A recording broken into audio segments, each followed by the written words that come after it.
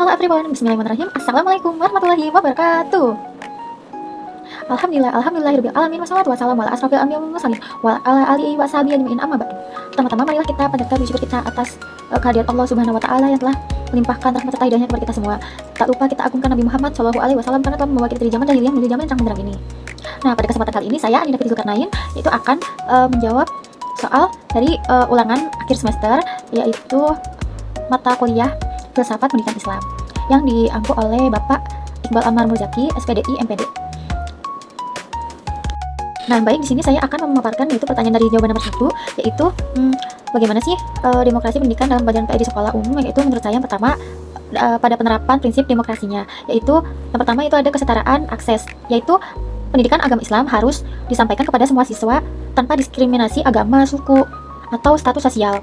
Nah, yang kedua itu ada partisipasi aktif. Nah, jadi guru pendidikan agama Islam itu harus mendorong siswanya untuk terbuka, yaitu dalam semisal nih contohnya kayak tanya jawab, diskusi, pemikiran kritis, dan bukan hanya satu metode saja. Nah, semisal nih kita sebagai pendidik pakai metode ceramah aja, pastikan siswa yang kita ajarkan bosannya. Jadi kita sebagai pendidik atau sebagai pengampu harus mempunyai metode lainnya yang seru untuk siswa agar siswa dapat agar siswa semakin aktif dalam pembelajaran dan senang dalam pembelajarannya. Nah, yang ketiga yaitu ada kebebasan pendapat.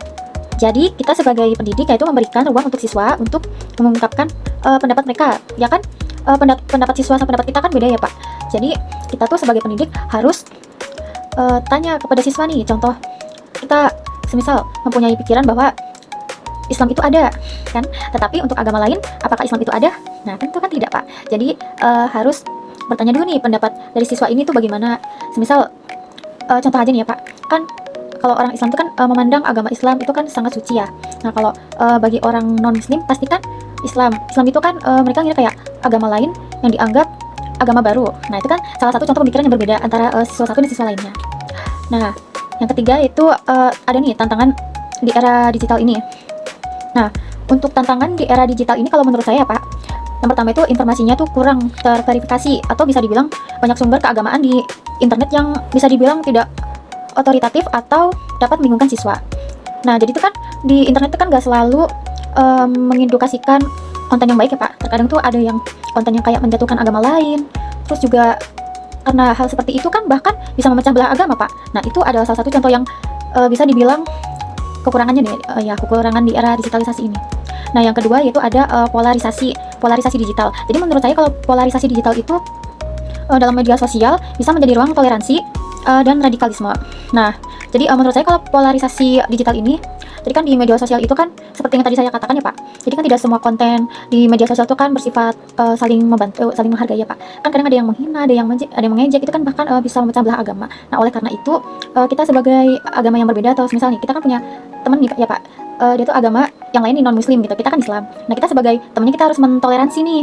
Nah, kita kalau sebagai jadi pendidik, kalau misalnya kita kan ngajar di negeri nih, di SMP, SMA negeri pasti kan campur ya, Pak. Nah, jadi kita sebagai pendidik, jadi kita harus mencontohkan bagaimana sikap kita cara mentoleransi meskipun kita tuh berbeda agama. Nah, selain itu kalau menurut saya itu ada ketimpangan lainnya, Pak. Yang pertama itu ada akses teknologi yang tidak merata, dan selain itu dapat menghambat pelaksanaan pembelajaran digital yang adil.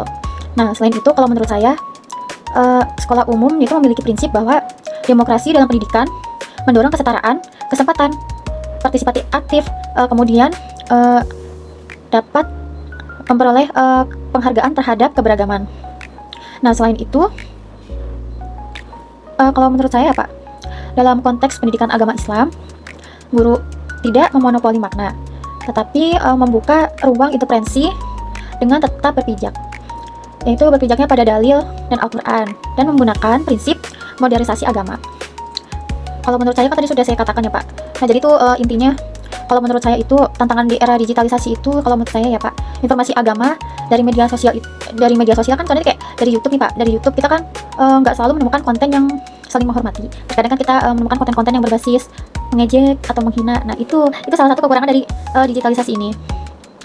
Nah, tadi yang kedua yaitu diskursus keagamaan menjadi bising, bahkan bisa berujung pada toleransi. Nah, ini tadi yang saya katakan, Pak, bahwa karena konten-konten yang seperti itu, jadi agama lain itu jadi terpecah belah, Pak, karena video-video yang tersebar itu. Kan tidak semua video-video yang terlibat di media sosial itu kan saling menghormati, terkadang juga ada yang menghina, mengejek. Nah, karena itu kita sebagai pendidik harus mengajarkan, harus mencontohkan kepada siswa kita atau anak murid kita itu bagaimana cara menghargai agama lain.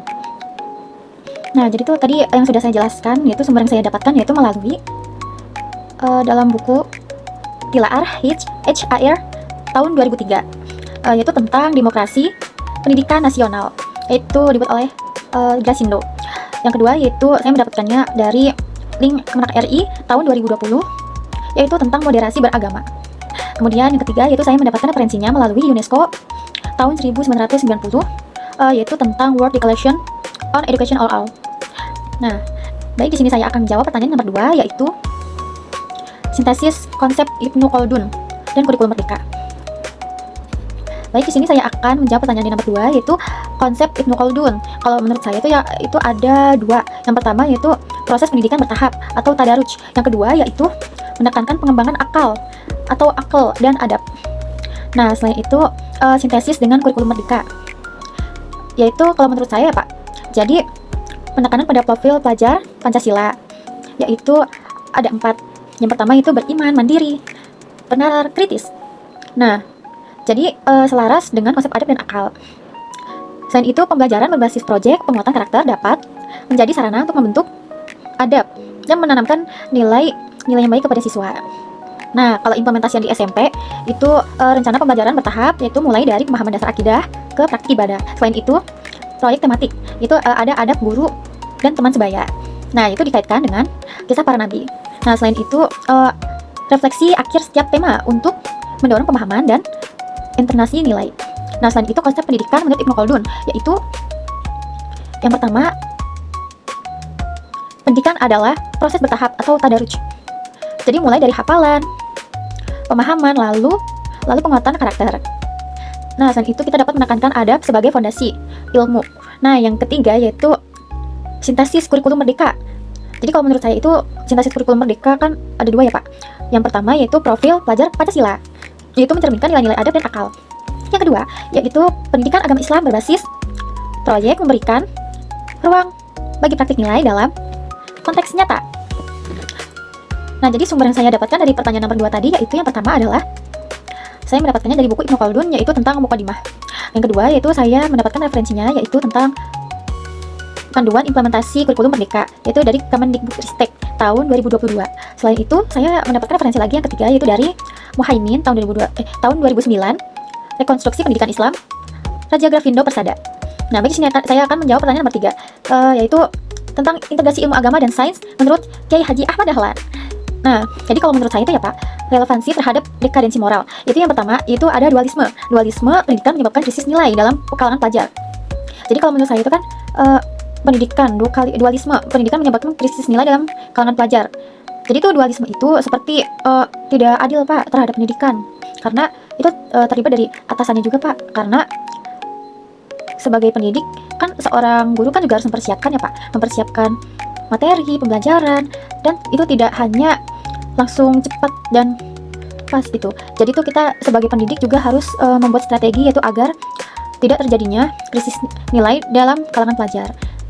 Kita bisa membuat riset, yaitu bagaimana sih siswa dalam memahami, kan tidak semua siswa itu dapat memahami, yaitu tentang materi tersebut. Nah nih contoh saja ya Pak, kan semisal saya sebagai guru matematika, nah anak murid saya tidak paham matematika. Nah, jadi kita sebagai guru harus mencontohkan itu tentang bagaimana sih pelajaran matematika ini. Nah, dia ini siswanya ini kesulitan di mana. Jadi kita harus meneliti siswanya tersebut, yaitu siswanya kemungkinan butuh diajarin yang mana lagi gitu. Jadi kita harus membuat riset, yaitu apakah seluruh siswa sudah memahami atau belum. Jika sudah setengahnya, maka kita harus mengulas kembali, yaitu bagaimana siswa tersebut bisa atau tidaknya. Jika masih kesulitan, berarti kitanya yang salah, karena tidak semua siswa itu dapat memahami apa yang kita katakan, betul? Iya, karena kita juga sebagai mahasiswa kadang kalau misalnya ngeliat dosen ngajar juga pasti kan nggak langsung paham. Nah, begitu juga siswa juga begitu. Jadi kita harus mempunyai metode bagaimana sih siswa itu gampang menghafal. Nah, kita sebagai pendidik harus tahu nih caranya bagaimana sih siswa ini dapat cepat menghafalnya gitu. Nah, selain itu ada desain pembelajaran pendidikan agama Islam integratif. Nah, jadi yang pertama kalau menurut saya itu saya akan membuat tema, yaitu misalnya contoh ya, kebersihan sebagian dari iman. Nah, jadi tuh kolaborasi dengan IPA nih, contohnya itu praktik, misalnya kayak mencuci tangan, menjaga lingkungan gitu. Nah, kalau saya sebagai pendidik, saya akan memberikan tugas kepada siswa saya, yaitu membuat kampanye tentang kebersihan, yaitu berbasis dalil Al-Quran. Nah, ini contohnya kan.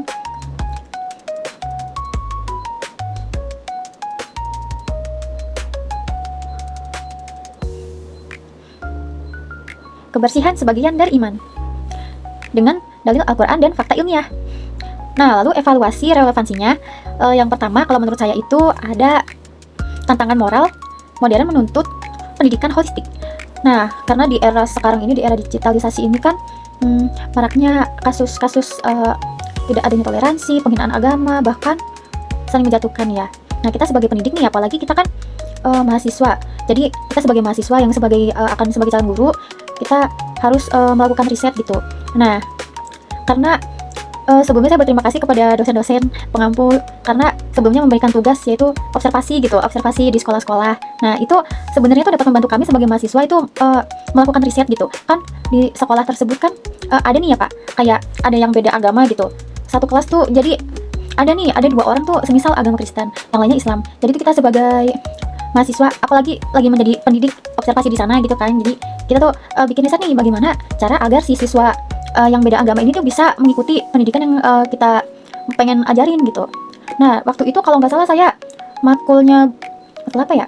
Hadis, ya, matkul Al-Quran hadis gitu. Saya kan pernah observasi ya Pak, yaitu di Mandua Majalaya. Nah itu Pak, saya tuh pernah menemukan siswa yang berbeda agama.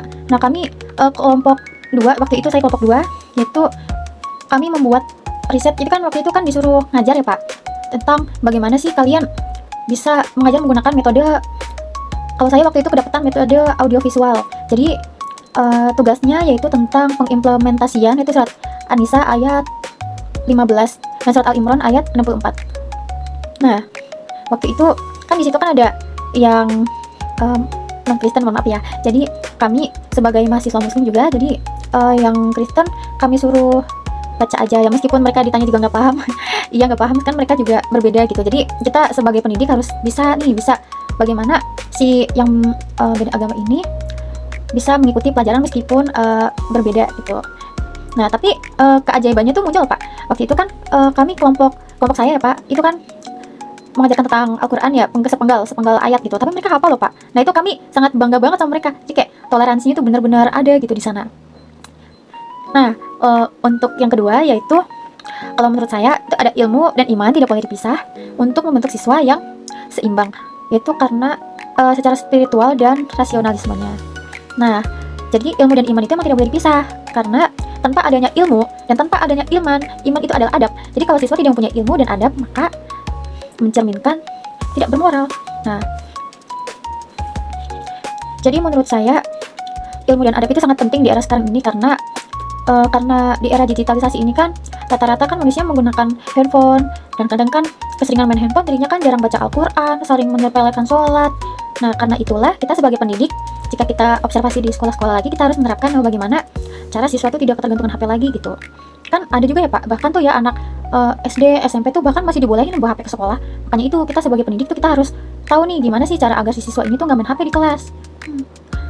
Nah, kalau menurut saya, selain itu desain pembelajarannya yang menurut saya itu yang pertama itu kolaboratif Pak. Kalau kolaboratif itu, misal nih PAI plus IPA, kayak tadi nih, dalil tentang kebersihan nih, tentang iman. Nih kebersihan sebagian dari iman. Nah, jadi kan kalau di IPA itu kan kebersihan itu kan membersihkan lingkungan.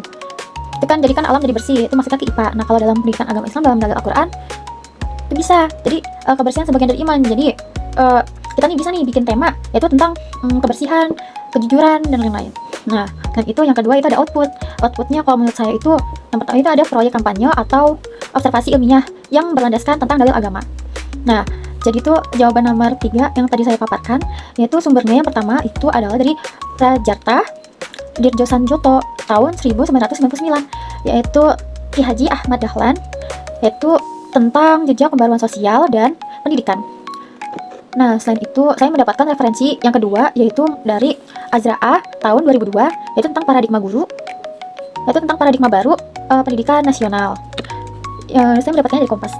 Nah, kemudian Yang ketiga itu referensinya saya mendapatkan dari Kemendikbud tahun 2022, dari kalau nggak salah dari modul Project Profil Pelajar Pancasila. Nah, kemudian yang keempat, itu jawaban nomor 4, yaitu bagaimana sih pemikiran Kiai Hasyim Asy'ari, mohon maaf, itu tentang akhlak dan keteladanan ya.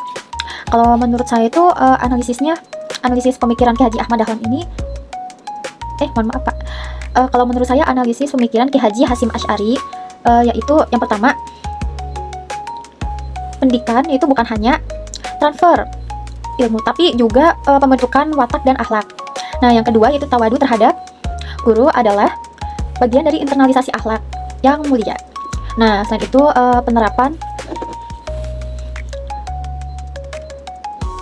adalah penerapan yang diterapkan oleh Kiai Hasyim Asy'ari ini dalam pelajaran. Itu yang pertama, itu ada pembiasaan adab, yaitu sebelum belajar. Itu kita menerapkan sekali kayak berdoa sebelum belajar.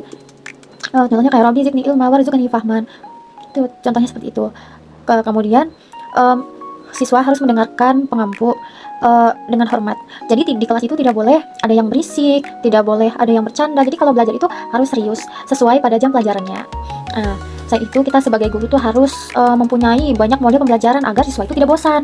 Jika kita hanya punya satu model pembelajaran, misal kayak ceramah aja, pasti kan siswa itu kan bakal bosan, bakal cenderung mengantuk. Nah, oleh karena itu kita sebagai pendidik harus mempunyai banyak model pembelajaran supaya siswa itu tidak bosan.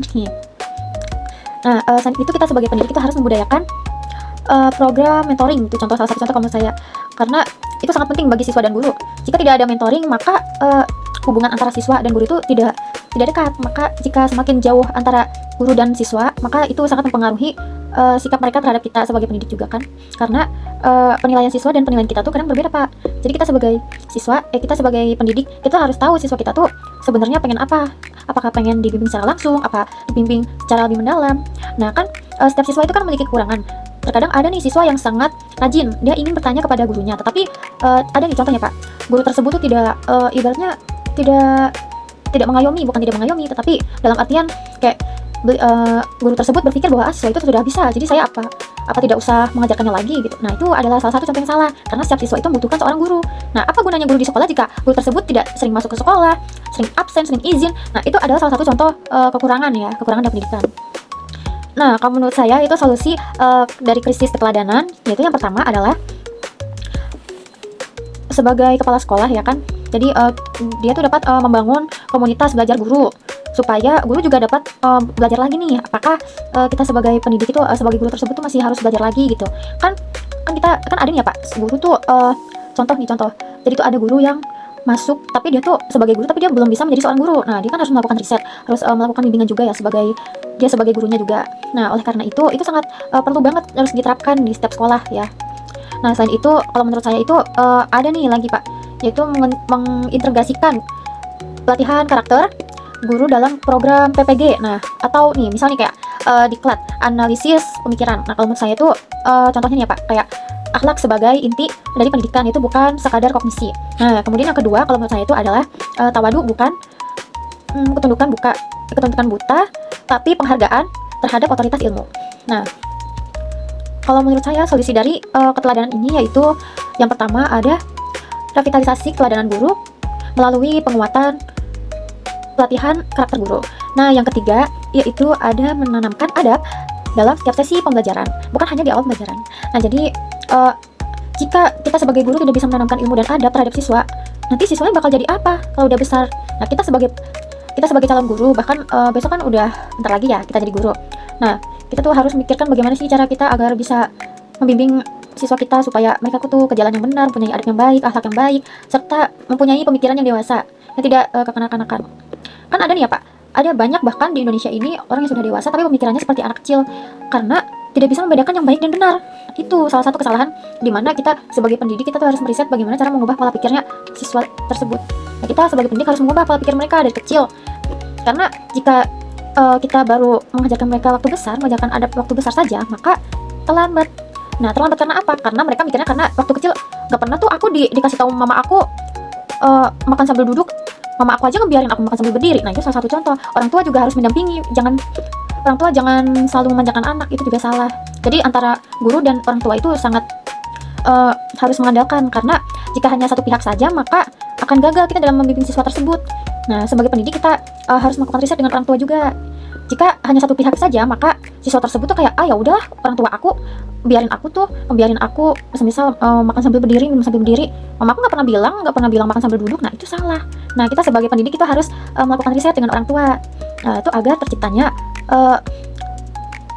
siswa menjadi mempunyai akhlak yang baik.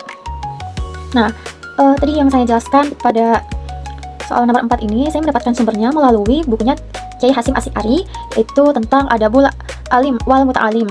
Nah, kemudian yang kedua saya mendapatkan referensinya dari Zuhri A tahun 2013, yaitu bukunya tentang pemikiran pendidikan Hasyim Asy'ari. Kalau nggak salah saya dapatnya dari LKIS tuh kayak buku apa ya, temennya modul tapi yang ini yang biasa. Nah, kemudian saya mendapatkan referensinya yang ketiga dari Kemendikbud, yaitu tahun 2021, yaitu kalau nggak salah tentang program penguatan karakter atau disingkat jadi PPKG. Nah, itu dia. Nah, baik, di sini saya akan menjawab pertanyaan nomor 5, yaitu Ahmad Hasan dan purifikasi ajaran agama Islam dalam pendidikan agama Islam. Nah, kalau menurut saya itu analisis beliau ini menekankan pada Al-Quran dan hadis. Nah, sebagai dasar tunggal pendidikan. Selain itu cenderungnya dapat menghindari tahayul, serta bid'ah dan kufarot. Nah, konteks kurikulum pendidikan saat ini, kalau menurut saya itu yang pertama adalah bahwa kurikulum ini sudah jadi kurikulum ini sudah mengakomodasi nilai moderasi. Nah, tetapi pemikiran Ahmad Hasan ini memperkuat aspek bahwa reformis dalam pendekatan konservatif, yaitu kembali ke sumber yang otentik, tapi dengan semangat yang nasional. Nah, kemudian ada nih, kalau nggak salah saya baca tentang argumentasinya beliau, yaitu pemikiran Ahmad Hasan dapat mendorong reformasi berbasis teks. Nah, kalau nggak salah tuh bukan reformasi liberal, jadi itu relevansi untuk meneruskan praktik beliau dalam keagamaan dan menyimpang. Namun kalau menurut saya tetap rasional dan kontekstual. Jadi tidak itu menyimpang, tapi itu ya masih satu jalur ke agama Islam juga gitu. Nah, jadi kalau menurut analisis saya ya Pak, jadi yang pertama, Ahmad Hasan ini menolak tahayul dan bid'ah. Nah, jadi dia tuh ingin mendorong kembali pemikirannya tuh ke Al-Quran gitu kan. Sekarang kan pemikiran kan tidak hanya dari Al-Quran, bahkan dari sunnah, hadis, ijma dan lain-lain gitu ya Pak. Nah, jadi tuh si kayak Ahmad Hasan ini pengennya tuh satu sumber aja di Al-Quran gitu. Nah, jadi menurut dia tuh ini tuh bisa memperkuat pendekatan reformisme dan berbasis skriptual. Nah, kalau menurut saya ini konservatif atau reformis. Nah, kalau menurut saya itu bersifat reformis karena itu jadi dia tuh ingin berevolusi, pengen berubah, tapi dia pengen ke satu titik. Jadi dia itu bisa dibilang satu tujuan tapi tidak liberal. Nah, gitu. Jadi lebih pada pembaharuan dalam kerangka nas, atau masih dibilang masih membuat struktur kali ya. Nah, dan itu dia ingin menjadikan kolektif dalam penyimpangan praktik keagamaan. Mungkin beliau ini pengen mengeriset tentang pemikiran para ilmuwan itu agar masih terpaku pada satu titik saja, yaitu Al-Quran. Nah, jadi tadi dari jawaban nomor 5 ya Pak, saya mendapatkan referensi yang pertama yaitu dari bukunya Ahmad Hasan, yaitu tentang soal jawab tentang berbagai masalah agama. Nah, referensi yang nomor 2 itu saya mendapatkannya di buku pemikiran pendidikan Ahmad Hasan, yaitu kalau nggak salah tadrib nomor 1 yang halaman 2. Nah, untuk referensi ketiga saya dapatnya dari buku tentang kurikulum pendidikan agama Islam dan Budi Pekerti dari Kemendikbud. Kalau nggak salah dari Kemenak itu tahun 2020. Nah, kemudian saya akan menjawab pertanyaan nomor 6, yaitu tentang sintesis ontologi, epistemologi, dan aksiologi dalam pendidikan agama Islam. Nah, jadi kalau menurut saya itu ontologi adalah hakikat pendidikan agama Islam adalah menumbuhkan insan kamil yang beriman dan beramal soleh. Nah, kalau menurut saya itu epistemologi adalah ilmu diperoleh melalui wahyu, akal, dan pengalaman bayani, burhani, dan irfani. Nah, kalau menurut saya aksiologi adalah ilmu bertujuan untuk kemaslahatan dan ibadah kepada Allah Subhanahu wa Ta'ala. Nah, kalau menurut saya itu penggunaan dalam visi misi prodi pendidikan agama Islam. Kalau menurut saya itu visinya itu menjadikan program studi yang unggul dan menghasilkan pendidikan agama Islam yang berintegritas ilmiah dan berakhlakul karimah. Nah, untuk misi yang pertama, kalau menurut saya itu untuk menyelesaikan pendidikan basis integrasi iman dan ilmu. Jadi kan setiap siswa itu kan belum tentu mempunyai adab ya Pak. Jadi kita sebagai pendidik tuh harus menggunakan metode bagaimana kita cara membuat siswa tersebut memiliki adab dan ilmu. Nah, yang kedua yaitu kami akan mengembangkan penelitian yaitu dengan pendekatan epistemologi Islam. Nah, jadi yang ketiga kalau menurut saya itu adalah kami mengabdi melalui pembelajaran nilai-nilai Islam transformatif, itu sintesis. Nah, jadi itu sumber yang saya dapatkan dari jawaban nomor 6 ini tadi dari bukunya Al-Atas S.M.N. tahun 1993. Yaitu nama bukunya yaitu tentang The Concept of Education in Islam. Nah, untuk referensi yang kedua saya mendapatkannya dari buku Filsafat Pendidikan Islam yaitu dari Muhaimin tahun 2010. Nah, untuk referensi yang ketiga saya mendapatkannya dari buku Desain Pendidikan Karakter yaitu dibuat oleh Zubaidi tahun 2011. Baik, di sini saya akan menjawab pertanyaan nomor 7 yaitu tentang konsep takdib Syekh Syakib Al-Atas vs tujuan pendidikan nasional. Jadi kalau menurut saya itu perbandingannya takdib. Takdib itu menekankan adab sebagai tujuan utama. Itu bukan sekadar transfer ilmu, tetapi juga menanamkan adab pada diri siswa. Nah, selain itu perbedaannya itu kalau menurut saya itu tujuan dari pendidikan nasional itu dapat mewujudkan manusia yang beriman, bertakwa, dan berakhlak mulia mirip dengan nilai, tapi cenderung dengan administratif. Jadi itu bedanya cuma di administratifnya doang, Pak. Nah, kalau menurut saya selain itu ada ya implementasian dalam RPP di pendidikan agama Islam ini, Pak. Yang pertama yaitu dapat menetapkan tujuan pembelajaran tidak hanya kognitif tetapi juga administratif. Nah, jadi kan kita sebagai pendidik itu kan punya berbagai metode agar siswa tersebut tuh dapat memahami secara langsung. Karena kita sebagai mahasiswa aja kadang kalau semisal dosen ngajar juga kan kita belum mengerti. Nah, jadi kita sebagai calon guru nih kita juga harus bikin metode supaya siswa yang kita ajar tuh tidak bosan. Nah, selain itu kegiatan pembelajaran yang mengimplementasikan adab. Nah, contohnya kayak seperti simulasi musyawarah, terus praktik empati. Nah, itu dua contoh yang sangat bagus untuk dilakukan. Nih, contohnya kayak kita bertanya nih kepada siswa, nah, apakah kamu sudah hafal nih matematika? Contohnya gitu ya, Pak. Nah, pastikan ada anak yang menjawab belum paham. Nah, kita sebagai pendidik kita tuh harus mengajarkan dengan sabar. Itu bagaimana sih si anak ini agar cepat memahami matematika? Contohnya kayak gitu. Kita harus sabar mengajarkan kepada mereka supaya si anak tersebut tuh bisa lebih paham. Kita harus cari metodenya nih, metode yang lain. Apa si anak itu bisa nggak sih kalau kita pakai metode ini? Nah, jadi kita nggak boleh berpaku sama satu metode. Kita nih semisal pakai metode ceramah. Nah, kan itu tidak efektif, Pak. Apalagi kalau semisal nih kita jadi guru matematika. Itu kan kalau matematika kan harus pakai cara hitung. Kalau kita pakai metode ceramah doang, anaknya kan pasti nggak ngerti kan. Nah, makanya gitu kita sebagai pendidik harus punya banyak metode supaya siswa tidak bosan dan supaya dia tuh cepat ingat gitu. Nah, selain itu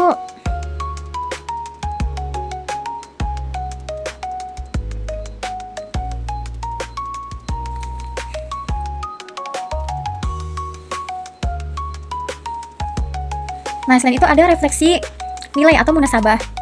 Jadi tuh munasabah itu tuh kayak ada di akhir setiap pertemuan nih. Kayak nanti kita sebagai pendidik nanya, kalian nih selama satu semester ini tuh apa sih materi yang kalian belum pahami? Kan bentar lagi kan semisal kan UTS. Jadi apa sih yang kalian masih bingung? Kita terus nanya. Nah, kalau semisal nggak ada yang jawab, kita sebagai pendidik kasih satu contoh soal yaitu di mana untuk mengetes siswa supaya kita tuh tahu kalau siswa itu udah bisa apa belum. Takutnya kalau siswanya iya aja gitu, kayak kita sebagai mahasiswa dapat tugas dosen bilangnya paham sebenarnya enggak gitu kan. Kita sebagai pendidik tuh harus memikirkan cara gimana kita biar tahu apa sih anak itu paham apa enggak. Takutnya kita ngasih soal yang susah, enggak susah tapi kayak menurut mereka susah padahal itu gampang di kita kan, kita nggak tahu, Pak. Oleh karena itu kita sebagai pendidik tuh harus tahu bagaimana si siswa tersebut tuh bisa apa enggaknya gitu. Nah, selain itu menurut saya kalau tujuan pendidikannya ya, Pak. Jadi tuh tujuan pendidikan nasional menurut saya itu kalau di Indonesia itu kan seperti biasa ya, Pak. Duit. Jadi tuh apa-apa kalau mau sekolah, pendidikan pasti kan ke administrasi, Pak.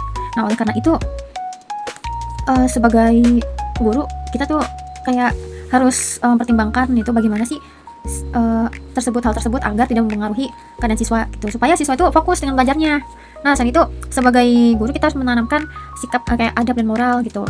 Kan setiap manusia itu kan memiliki sikap baik pada dirinya kan. Gak mungkin dong kalau semisal dari kecil udah nakal, udah jahat nih. Itu kan gak mungkin, kan sikapnya bisa dirubah tuh Pak. Nah, oleh karena itu sebagai pendidik kita harus menjadi pendidik yang baik, pendidik yang bisa mengajarkan siswanya supaya bisa menuntut ke arah jalan yang baik.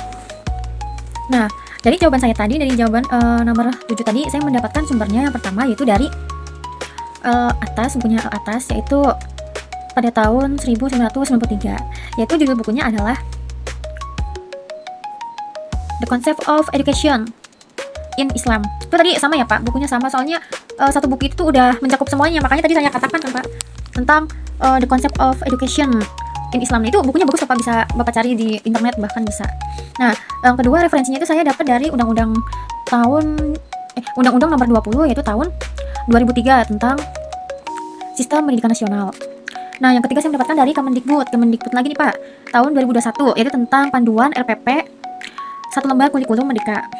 Nah, di sini saya akan menjawab pertanyaan nomor 8. Nah, kalau menurut saya ya Pak, model interdisiplinasi pendidikan agama Islam dan ilmu sosial ala Ismail Raji Al-Falki ya.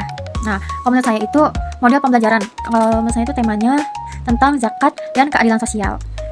Nah, terus integrasi antara pendidikan agama Islamnya, kalau menurut saya itu yang pertama tuh ada kayak konsep zakat, terus tujuan syariat, itu kan sangat berpengaruh ya Pak. Nah, oleh karena itu makanya saya masukkan nih tentang zakat dan keadilan sosial.